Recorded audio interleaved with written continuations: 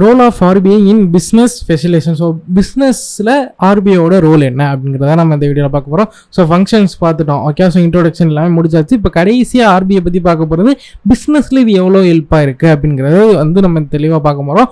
So மொத்தமாக ஒரு 4 point கொடுத்துருக்காங்கன்னு நினைக்கிறேன். So currency policy, credit policy, next வந்து பார்த்தீங்கன்னா development of financial system, fund transfer and payment mechanism. ஒவ்வொன்றை பற்றி நம்ம டீட்டெயிலாக பார்க்கலாம்.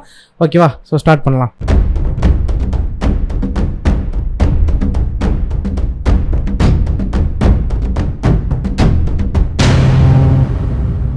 First currency policy. So currency policy என்ன அப்படிங்கிறது நமக்கு தெரியும். ஸோ கரன்சியை யார் வந்து ரெகுலேட் பண்ணுறா அப்படின்னு பார்த்தீங்கன்னா ஆர்பிஐ தான். ஸோ ஆர்பிஐ ரெகுலேட் பண்ணும்போது கண்டிப்பாக பிஸ்னஸுக்கு தேவையான ஃபண்டோ இல்லை பிஸ்னஸுக்கு எப்படி ஒரு கரன்சி பாலிசி அஃபெக்ட் பண்ணும் அப்படிங்கிறது நமக்கு தெரியும். ஸோ வந்து பார்த்தீங்கன்னா டிமானிட்டேஷன் நடந்துச்சு. ஸோ இது வந்து எல்லாரையும் பாதித்தாலுமே ஒரு பிஸ்னஸ் லெவலில் அது வந்து அதிகமான ஒரு இம்பேக்ட் கிரியேட் பண்ணும். ஸோ ஒரு 500,000 வந்து செல்லாது அப்படின்னு அறிவிச்சிட்டாங்கன்னா அது வந்து ஒரு இண்டிவிஜுவலை வந்து டக்குன்னு அவங்கள்ட்ட இருக்கிற மணி அவங்களால ஈஸியாக மாற்றிட முடியும். ஸோ இது வந்து ஒரு பிஸ்னஸ் லெவலில் ஒரு கம்பெனி லெவலில் நடந்துச்சுன்னா அங்கே வந்து ரிஸ்க் அதிகமாகவே இருக்கும். ஓகே, ஸோ இது வந்து கரன்சி பாலிசி. ஓகே, ஸோ இதில் என்ன கொடுத்துருக்காங்கன்னு பார்ப்போம். The RBI is responsible for monetisation of economic and in recent concept of இவங்களுக்கு கொடுத்துருக்காங்க டிமானிட்டேஷன்.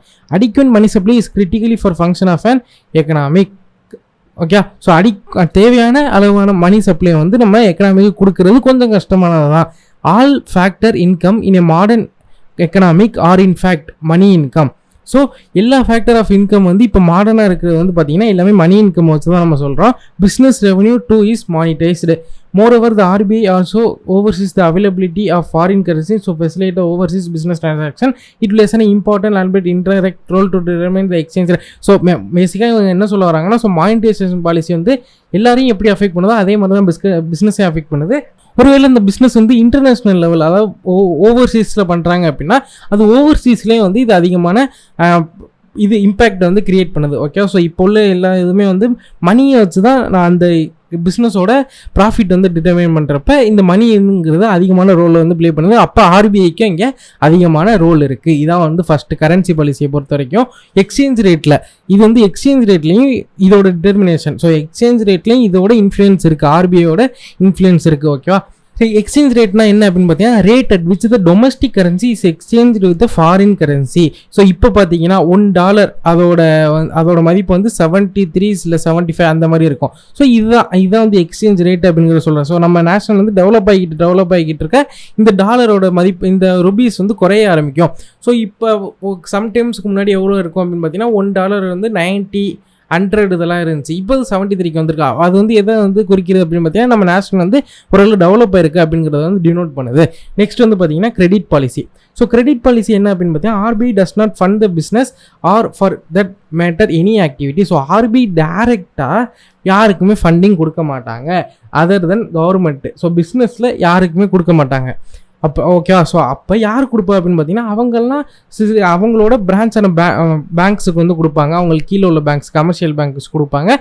அவங்க தான் வந்து பார்த்தீங்கன்னா இவங்க பிஸ்னஸுக்கு வந்து ஆஃபர் பண்ணுவாங்க. ஓகே, ஸோ அதே தான் இங்கே கொடுத்துறாங்க. அவர் it is a policy of majority impact and channelising of banking resources of business. அப்படி டேரெக்டாக கொடுக்கல நாம் கூட அதோட பாலிசி அங்கே ஆர்பிஐ வந்து ஒவ்வொன்றா இம்பேக்ட் பண்ணுற பாலிசி வந்து ஒவ்வொரு பிஸ்னஸோட பேங்கிங் ரிசோர்ஸையும் அஃபெக்ட் பண்ணுது.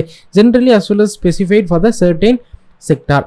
எ small reduction is SLR. So இது வந்து நோட் பண்ணிங்க. Statutory liquidity ratio, cash reserve ratio or bank rate, இது மூணுமே ஒரு இம்பார்ட்டன்டான பாயிண்ட்டு. ஸோ இது வந்து என்னென்னு பார்த்தீங்கன்னா பேங்க் வந்து ஒரு ரேட் வச்சுருப்பாங்க, repo rate, reverse repo rate, அது மாதிரி நீங்கள் அது 2 கேள்விப்பட்டிருப்பீங்க. இது வந்து statutory liquidity ratio, cash reserve ratio, இது எல்லாமே ஒரு பேஸ் பாயிண்ட் அந்த மாதிரி ஒன்று வச்சு வந்து இதை டினோட் பண்ணுவாங்க. இது ரொம்ப வந்து பேங்கிங் டேர்ம். ஓகேவா? ஸோ இது வந்து இருக்குது அப்படிங்கிறது வந்து இதில் சொல்லியிருக்காங்க. ரொம்ப டெப்த்தாக அது வந்து இன்ட்ரோடக்ஷன் பண்ணல நமக்கு. Okay, so SLR and cash reserve ratio இதில் வந்து எந்த ஒரு சின்ன மாற்றம் பண்ணாலுமே அது எல்லா செக்டரையுமே அஃபெக்ட் பண்ணும். கண்டிப்பாக இப்போ பிஸ்னஸ் செக்டரும் அஃபெக்ட் ஆகும். ஏன்னா அவங்க ஆர்பிஐயில் ஒரு சேஞ்ச் நடக்குது அப்படின்னா அது வந்து எதை அஃபெக்ட் பண்ணும்? கமர்ஷியல் பேங்கை அஃபெக்ட் பண்ணும். கமர்ஷியல் பேங்க் அஃபெக்ட் பண்ணால் அது வந்து லோன் வாங்கக்கூடிய ஒரு இண்டிவிஜுவலையோ இல்லை ஒரு பிஸ்னஸையோ அஃபெக்ட் பண்ணும். இப்படி தான் இது வந்து ஒரு செயின் ஆஃப் சைக்கிள் மாதிரி தான். Okay, disposal of commercial bank for lending the business and the other sector. Let us introduce ourselves through the measure of magnitude of financial parameters such as interest rate. So interest ரேட்டை லைட்டாக நம்ம என்னங்கிற ஒரு introduction கொடுத்துக்கோம் அப்படிங்கிற சொல்கிறாங்க. So அங்கே உள்ள interest rate எப்படி கால்குலேட் பண்ணுவாங்கன்னா பேசிஸ் பாயிண்ட் அப்படிங்கிறது மூலமாக கால்குலேட் பண்ணுவாங்க. அது என்னென்னு பார்த்தீங்கன்னா 1% வந்து 100 பேசிஸ் பாயிண்ட்டுக்கு ஈக்குவலாம். ஓகே, ஸோ இங்கே நோட் பண்ணிக்கோங்க, ஒரு பர்சன்டேஜ் 100 பேசிஸ் பாயிண்ட்டுக்கு equal to illustrate if current bank rate is. So இது ஒரு எக்ஸாம்பிளோட சொல்கிறாங்க. கரண்ட் பேங்க் ரேட் வந்து 7.75% இருக்கான், 7.75% இருக்கான். ஆர்பிஐ வந்து இதில் வந்து 25 பேசிஸ் பாயிண்ட்டை குறைக்கிறாங்கன்னா எவ்வளோ மாறும் அப்படிங்கிறத வந்து கேட்குறாங்க. ஸோ எவ்வளோ மாறும்னா 7.50 மாறிடுமா. அப்போ எவ்வளோ குறைஞ்சிருக்கு? 0.25% குறைஞ்சிருக்கு. ஸோ இது வந்து ஒரு லிட்டில் கம்பேரிசன் தான். எவ்வளோ ஒரு பர்சன்டேஜ் வந்து 100 பேசிஸ் பாயிண்ட்னா இங்கே எவ்வளோ குறையுது? 25, 0.25. இது வந்து எவ்வளோ பேசிஸ் பாயிண்ட் அப்படின்னு பார்த்தீங்கன்னா இதான் இந்த பேசிஸ் பாயிண்ட் குறையுது, 0.25% குறையுது. ஓகே, ஸோ அது வந்து எவ்வளோ பேசிஸ் பாயிண்ட்னா 25 பேசிஸ் பாயிண்ட். ஓகே, ஸோ சிம்பிளாக உங்களுக்கு புரிஞ்சிருக்குன்னு நினைக்கிறேன். ஒரு சின்ன இல்லஸ்ட்ரேஷன் மாதிரி கொடுத்துருக்காங்க, ஒரு சின்ன இன்ட்ரோடக்ஷன். ஓகே, கீழே என்ன கொடுத்துருக்காங்க அப்படிங்கிறத பார்ப்போம். SLR and CRR. ஸோ எஸ்எல்ஆருங்கிற என்னன்னு தெரியும், ஸ்டாட்டரி லிக்விடிட்டி ரேஷியோ. சிஆர்ஆர் வந்து cash reserve ratio are quantitative measures of credit policy. This affect fund availability to all sector. RBI has it or more quality measure of credit control through which is influence the credit availability of particular sector. So இதில் எந்த ஒரு மாற்றமாக இருந்தாலுமே இது வந்து affect பண்ணும் அப்படிங்கிற மாதிரி சொல்லியிருந்தோம். அதே தான் இங்கே affect fund availability of all sector. எல்லா செக்டருக்குள்ள ஃபண்டு அது வந்து அஃபெக்ட் பண்ணுறது எது அப்படின்னு பார்த்தீங்கன்னா எஸ்எல்ஆரும் சிஆர்ஆரும். ஓகே, ஸோ இது வந்து கிரெடிட் மூலமாகவும் அஃபெக்ட் பண்ணும். as an instant in sector specific impact of RBI credit policy, let us consider the provision of priority sector lending. So இது வந்து priority sector lending அப்படிங்கிறப்ப என்ன வரும் அப்படின்னு பார்த்தீங்கன்னா அக்ரிகல்ச்சர். நம்ம ஏற்கனவே அதை வந்து பார்த்தோம். ஸோ அக்ரிகல்ச்சர் அதே மாதிரி ஸ்மால் இண்டஸ்ட்ரீஸ். ஓகே, ஸோ அது எல்லாமே இந்த ப்ரியாரிட்டி லெண்டிங் செக்டரில் வரும். ப்ரியாரிட்டி செக்டர் லெண்டிங் வரும். Every bank is required to compel with this requirement by lending the specific percentage of this resources to the industry activity included in PSL. So இந்த PSL அதில் வந்து எல்லா பேங்க்குக்குமே ஒரு rate கொடுத்துருப்பாங்க. கண்டிப்பாக நீங்கள் இந்த ப்ரியாரிட்டி செக்டருக்கு ஒரு சில பர்சன்டேஜ் கண்டிப்பாக நீங்கள் வந்து லோன் கொடுத்துருக்கணும், அவங்களுக்கு வந்து ஹெல்ப் பண்ணியிருக்கணும் அப்படிங்கிற மாதிரி இவங்க ஒரு ரேட் வச்சுருப்பாங்க. ஓகே, ஸோ அந்த ரேட்டை கண்டிப்பாக எல்லா பேங்க்கும் கம்பல் பண்ணியே தான் ஆகணும். For example, loan to micro, small and medium enterprise qualify as PSL. So அது இந்த மைக்ரோ இல்லை ஸ்மால் மீடியம் இதுக்கு வந்து நீங்கள் கொடுத்துட்டீங்கன்னா அது வந்து பிஎஸ்எல்னு குவாலிஃபை பண்ணிக்காங்க. This policy of RBI has determinately benefit the MSME sector in India. Okay, medium small scale அந்த செக்டர்ஸ்க்குலாம் இது வந்து ரொம்பவே ஹெல்ப்ஃபுல்லாக இருந்துச்சு அப்படிங்கிறத வந்து சொல்கிறாங்க. நெக்ஸ்ட் பேராகிராஃபில் and inevitable part of credit policy is a interest rate. So நம்ம என்ன தான் அதை தவிர்த்துக்கிட்டே வந்தாலும் இன்ட்ரெஸ்ட் ரேட் வந்து கிரெடிட் பாலிசியில் ஒரு இம்பார்ட்டண்டான ரோல் ப்ளே பண்ணுது. RBI of India influence the interest rate through such policy instrument call bank rate. எப்படி வந்து RBI இன்ஃப்ளூயன்ஸ் பண்ணுவாங்க இந்த இன்ட்ரெஸ்ட் ரேட் அப்படின்னு பார்த்தீங்கன்னா அதுக்கு ஒரு புது டேர்ம் கொண்டு வராங்க, பேங்க் ரேட்னு ஒரு டேர்ம் கொண்டு வராங்க. Since RBI provide loan to the bank either by direct lending or discounting the bill of commercial bank and treasury bill, it is also known as discount rate. Okay, so ஒன்று எப்படி RBI வந்து lend பண்ணுவாங்க, டைரெக்டாக இந்தாங்க வச்சுக்கோங்கிற மாதிரி கொடுத்துருவாங்க. இல்லாட்டி buying bank இந்த ரீடிஸ்கவுண்ட் அப்படிங்கிறது மூலமாக கமர்ஷியல் பேங்க்குக்கு அவங்க ட்ரெஷரி பில்லை வாங்கி வச்சுக்கிறது மூலமாக அவங்க வந்து கொடுப்பாங்க. அதில் சில டிஸ்கவுண்ட்ஸும் மேக் பண்ணுவாங்க. டிஸ்கவுண்ட்ஸ் மேக் பண்ணாலும் அந்த லெண்டிங் ப்ராசஸ் வந்து ஒன்று தான், டைரெக்டாகவும் கொடுக்கலாம் இல்லை இப்படியும் கொடுக்கலாம். Bank rate is the rate of interest at which the RBI lend to bank. Bank rateனா என்ன அப்படின்னு பார்த்தீங்கன்னா எந்த ஒரு பர்சன்டேஜில் எந்த ஒரு ரேட்டில் RBI அவங்கள்ட்ட இருக்கிற மணியை மற்ற கமர்ஷியல் பேங்க்குக்கு கொடுக்குறாங்க. ஸோ சும்மாலாம் கொடுக்க மாட்டாங்க. மணி கொடுத்தாங்கன்னா அதுக்கு தேவையான இன்ட்ரெஸ்ட் வந்து திரும்ப வந்து RBI வாங்கிக்குவாங்க. இன்ட்ரெஸ்ட்டுங்கிற சென்ஸ் கிடையாது, மற்ற இதன் மூலமாக ஒரு சில பர்சன்டேஜ் வந்து வாங்கிக்குவாங்க.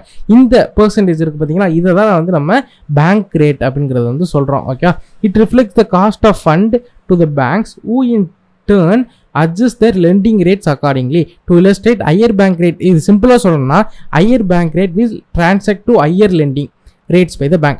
பேங்க் ரேட் வந்து அதிகமாக இருந்துச்சுன்னா RBI என்ன நினைப்பாங்கன்னா நம்ம நிறையா கொடுக்கணும் அப்படிங்கிற மாதிரி நினைப்பாங்க. ஏன்னா அவங்களுக்கு வந்து benefit. Okay, so concept of bank rate is compared with repo rate, reverse repo rate. இது உங்களுக்கு ஏற்கனவே தெரிஞ்சிருந்தாலும் நம்ம வந்து என்னங்கிற பார்த்தாலாம். ரெப்போ ரேட்னா at the rate which a bank borrow money from RBI against the pledging or sale of government security to RBI is known as repo rate. Repo rate is a short form of repurchase rate. Generally this loans are short duration up to 2 weeks. So இதில் important point என்னன்னு பார்த்தீங்கன்னா repo ரேட்னா எந்த ரேட்டில் ஒரு பேங்க்கு ஆர்பிஐட்ட போய் கடன் வாங்குறாங்க அப்படிங்கிறதான். கடன்ங்கிறது கிடையாது, நம்ம கவர்மெண்ட் செக்யூரிட்டி அவங்கள்ட்ட கொடுத்துட்டு அதுக்கு பதிலாக மணி வாங்குறாங்களோ அதுதான் ரெப்போ ரேட்டு. இந்த ரெப்போ ரேட்டை ரீபர்ச்சேஸ் ரேட் அப்படிங்கிறத சொல்லுவாங்க. ஜென்ரலி இந்த லோன் வந்து எவ்வளோ இருக்கும் அப்படின்னு பார்த்தீங்கன்னா 2 வீக்ஸுக்கு தான் இதோட வேலிடிட்டி. இதே ரிவர்ஸ் ரெப்போ ரேட் பார்த்தீங்கன்னா it is a rate interest offered by the RBI. இது ஆர்பிஐ கொடுக்குற ரேட்டு, அந்த வர்ற பேங்க் கொடுக்குற ரேட்டு கிடையாது, இது வந்து ஆர்பிஐ கொடுக்குற rate. when bank deposit their surplus fund with the RBI for the short period. எப்போ வந்து இது வந்து இப்போ வந்து ரெப்போ ரேட் அப்படின்னு பார்த்தீங்கன்னா பேங்க், ஒரு கமர்ஷியல் பேங்க் வந்து ஆர்பிஐ அப்ரோச் பண்ணி எங்கள்கிட்ட காசு இல்லை கொஞ்சம் காசு கொடுங்கன்னு கேட்கும் போது அந்த ரேட் அப்போ ஒரு ரேட்டு டிட்டர்மைன் பண்ணுறது தான் இந்த ரேட்டு.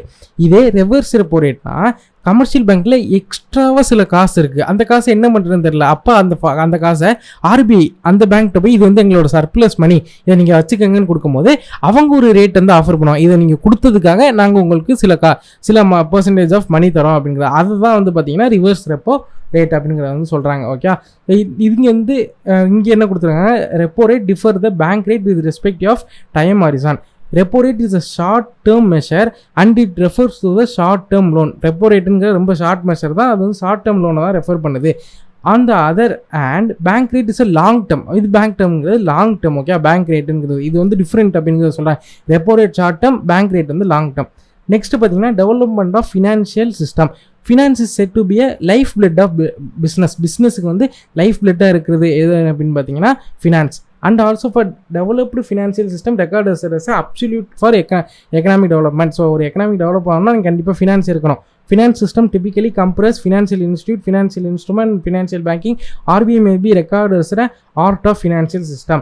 ஓகே, இந்த பேராகிராஃபில் மொத்தமாக என்ன சொல்லியிருக்காங்க, ஸோ இது வந்து திரும்ப அந்த கான்செப்டே தான் நம்ம திரும்ப சொல்கிறாங்க. ஸோ ஃபினான்ஷியல்னா அது வந்து இம்பார்ட்டன்ட். ஸோ அங்கே வந்து ஆர்பிஐ வந்து கண்டிப்பாக ஒரு ரோல் ப்ளே பண்ணணும். இங்கேயும் எஸ்எல்ஆர், சிஆர்ஆர் அது எல்லாமே இங்கே உள்ள எல்லா விஷயங்களையும் அஃபெக்ட் பண்ணுது. ஓகேவா, ஸோ பேங்க் இங்கே உள்ள டெவலப்மெண்ட் பேங்க்ஸை இந்த எஸ்எல்ஆர், சிஆர்ஆர் அஃபெக்ட் பண்ணுது. ஸோ ஆர்பிஐக்கு வந்து இதுலேயும் ஒரு இம்பார்ட்டண்டான ரோல் இருக்குது. We shall be elaborating this இந்த section on the development of banks in this chapter. So development of bank அப்படிங்கிற கான்செப்ட் கீழே இது நம்ம எலாபரேட்டாக பார்ப்போங்கிற சொல்கிறாங்க. நெக்ஸ்ட் வந்து பார்த்தீங்கன்னா fund transfer and payment mechanism. So ஏதாச்சும் ஒரு வேலை பண்ணுறோம் அப்படின்னா அதுக்கு வந்து நமக்கு பேமெண்ட் வந்து வரணும். So making and receiving payment is an integral part of any economic system. எல்லா எக்கனாமிக் சிஸ்டத்துலையும் இது வந்து ஒரு தவிர்க்க முடியாத ஒரு integral part.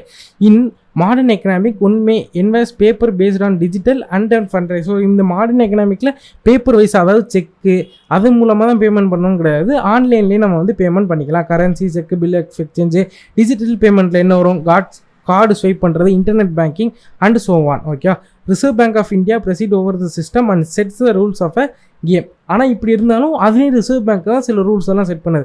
Can we imagine a driving business sector without an effective payment and fund transfer system? நம்மளால் அப்படி இமேஜினே பண்ணி பார்க்க முடியாது. ஒரு பேமெண்ட்டே நடக்காமல் ஒரு எக்கனாமிக் இருக்குமா அப்படின்னு கேட்டால் கண்டிப்பாக அப்படி ஒரு எக்கனாமிக்கே இருக்காது. ஸோ இது சொல்லிட்டு மொத்தமாக இவங்க முடிக்கிறாங்க. ஸோ ஆர்பிஐ பற்றி நம்ம முடிஞ்ச அளவு தெளிவாக பார்த்தாச்சு. இது வந்து எக்கச்சக்கமான கான்செப்ட். ஸோ ரொம்ப ஷார்ட்டாலாம் இதை முடிக்க முடியாது, நிறைய விஷயங்கள் இதுக்குள்ளே சொல்கிறாங்க. ஆனால் சொன்ன விஷயத்தை திரும்ப அங்கே ரிப்பீட் பண்ணுற மாதிரி இருக்குது. ஸோ அதனால தான் நான் வந்து மோஸ்ட் ஆஃப் இதை வந்து கவர் பண்ணல. உங்களுக்கு இதில் ஏதாச்சும் டவுட் இருந்தால் அது வந்து கமெண்ட்டில் சொல்லுங்கள். முடிஞ்ச அளவு நான் கமெண்ட்லேயே சால்வ் பண்ண பார்க்குறேன். இல்லை அப்படின்னா தனியாக அதுக்கும் வந்து நம்ம வீடியோ போடலாம். ஸோ அந்த டவுட் வந்து ரொம்ப எஃபெக்டிவான டவுட்டாக இருந்துச்சுன்னா கண்டிப்பாக நான் அதுக்கு ஒரு வீடியோ மேக் பண்ண ட்ரை பண்ணுறேன். ஸோ இதில் மொத்தமாக என்ன தான் பார்த்துருக்கோங்கிறத நெக்ஸ்ட் வீடியோவில் ஒரு குட்டி சம்மரி மாதிரி நம்ம பார்ப்போம். ஓகே, ஸோ தேங்க்ஸ் ஃபார் வாட்சிங், கீப் சப்போர்ட்டிங்.